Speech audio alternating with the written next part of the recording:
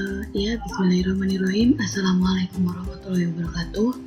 Perkenalkan, nama saya Aditya Nurfata. Di sini saya akan memaparkan jawaban anggaran perusahaan nomor 1. Semoga bisa membantu di ujian tengah semester nanti. Pada soal itu diminta dua hal. Untuk yang pertama, hitunglah anggaran penjualan tiap triwulan, dan yang kedua, hitunglah anggaran produk X pada produk dengan pola produksi stabilitas persediaan. Oke, yang pertama kita harus mengerjakan dulu, hitunglah anggaran penjualan tiap triwulan untuk soal nomor A. Di sini harus kita tahu dulu distribusi penjualan per triwulannya itu seperti apa. Untuk triwulan pertama, kedua, ketiga, dan keempat, di sini persentasenya sudah ada karena sudah tertera juga di soal, tinggal dimasukkan aja. Untuk penjualan tahun 2021-nya, ini adalah sebanyak 20.000 produk. Nah, kita bagi dulu nih per triwulannya. Jadi 20.000 produk di tahun 2021 itu dikali persentase penjualan triwulan, dikali 10%, jadinya 2.000 dan seterusnya sampai triwulan keempat. Oke, setelah kita tahu distribusi penjualan per triwulanannya itu, kita harus menghitung per triwulan. Triwulan pertama, kedua, ketiga, dan keempat. Di sini kita harus lihat presentasinya, produknya yang dijual di Jawa dan di luar Jawa. Untuk di Jawa persentasenya itu 55%, sedangkan di luar Jawa itu 45%. Untuk penjualan triwulannya itu kita isi dengan hasil tadi, yaitu 2.000 yang sudah dikali 10% dari 20.000. Nah, nanti 2.000 ini dikali ke 55% dan 45%. Nanti hasilnya dimasukin di penjualan. Ini bisa dilihat untuk triwulan kedua, ketiga, dan keempat. Untuk caranya sendiri itu sama dengan triwulan yang pertama. Di sini yang menjadi pembeda adalah di penjualan triwulan dan penjualannya. Kenapa bisa berbeda? Karena tadi persentase penjualan per triwulannya itu sendiri berbeda. Jadi harus kita lihat dan sesuaikan dengan soal. Nah, ini baru kita masuk ke anggaran penjualan perusahaan maju makmur untuk tahun 2021. Kita bagi beberapa tabel dulu. Untuk yang pertama ini triwulan. Di sini ada daerah Jawa dan luar Jawa, terus subtotal.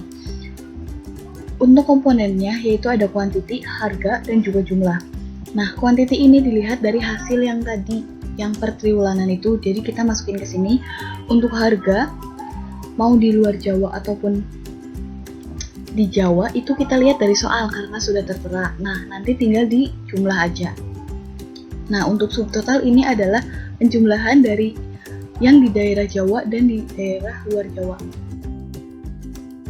Nah, untuk persediaan akhir itu bisa dilihat di bagian soal. Di situ sudah tertera ada berapa persediaan akhir dan persediaan pada awal tahun. Jadi nanti ini tinggal menyesuaikan aja untuk persediaan akhir dan persediaan awal.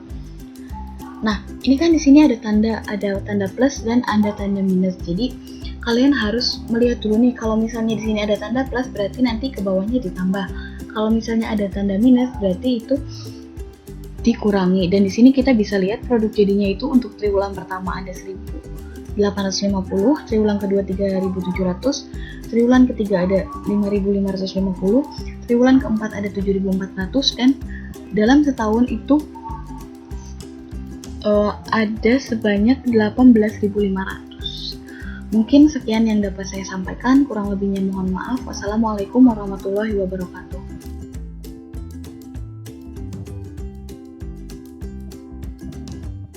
Untuk yang nomor 2, soalnya itu perusahaan manufaktur maju makmur telah menyusun anggaran kebutuhan dan biaya bahan baku Y tahun 2021 dan akan melanjutkan menyusun anggaran persediaan akhir dan pembelian bahan baku tahun 2021. Berikut informasi data dan kebijakan perusahaan.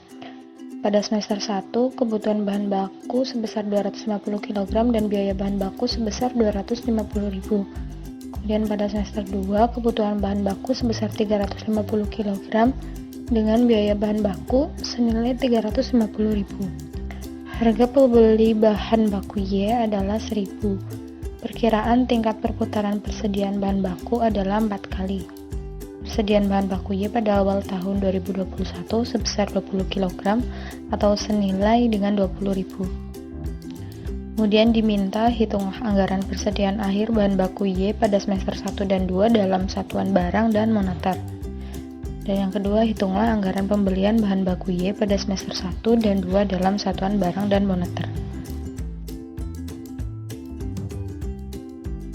Baik, jadi caranya untuk mencari SPBX itu ada rumus tersendiri.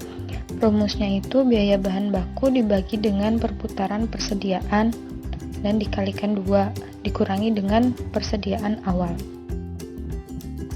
Sedangkan untuk di semester 1 itu biaya bahan bakunya 250.000, kemudian dibagi dengan 4, dikalikan dengan 2, dan dikurangi dengan persediaan awal tahun 2021 yaitu Rp20.000, sehingga hasilnya 105.000.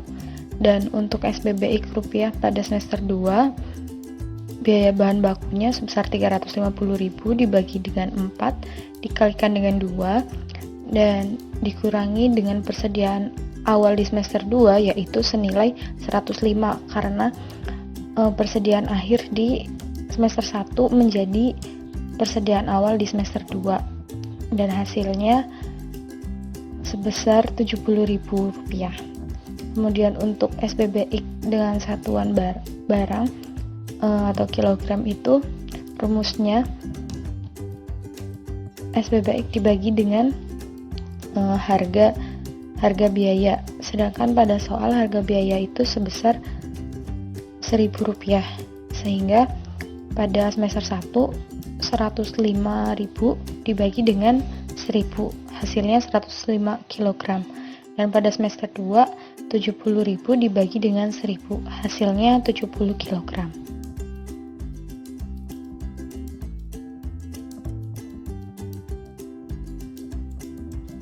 Kemudian nomor 4 soalnya yaitu diketahui biaya listrik selama 1 tahun sebesar Rp12.500.000.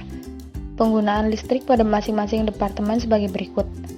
Departemen Produksi 1 3.000 kWh, Produksi 2 5.000 kWh, dan Jasa 1 2.000 kWh. Soalnya menghitunglah biaya listrik yang ditanggung oleh masing-masing Departemen Produksi 1, Departemen Produksi 2, dan Departemen Jasa. Baik, langsung saja masuk ke perhitungannya. Rumus untuk perhitungan yang pertama itu pada Departemen Produksi 1, rumusnya KWH yang ada di Departemen Produksi 1 dibagi dengan total keseluruhan KWH dan dikalikan dengan total biaya, sehingga angkanya 3.000 kWh dibagi dengan 10.000 kWh dikalikan dengan 12.500.000 dan menghasilkan biaya pada Departemen Produksi 1 sebesar Rp3.750.000. Kemudian untuk perhitungan pada Departemen Produksi 2 masih sama, yaitu 5.000 kWh dibagi dengan 10.000 kWh dikalikan dengan 12.500.000, sehingga hasilnya Rp6.250.000. Dan untuk di Departemen Listrik juga sama seperti dengan Departemen Produksi 1 dan Produksi 2,